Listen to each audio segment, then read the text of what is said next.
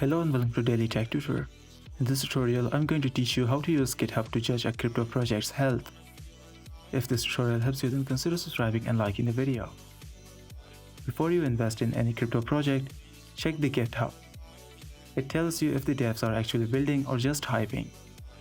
Go to the project's GitHub page.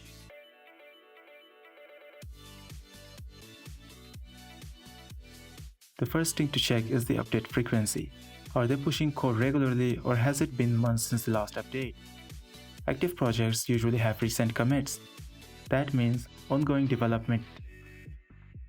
Next, look at the commit history.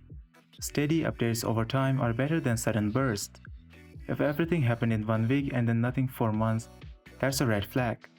Also, check if there are multiple contributors. One dev doing everything is risky.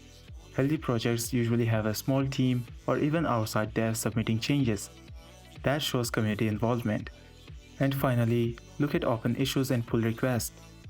Lots of ignored bugs or unreviewed pull requests. That's not a good sign. GitHub does not lie. It shows you if a project is alive or just pretending. This was for today's tutorial. If this video helped you, then consider subscribing and liking the video.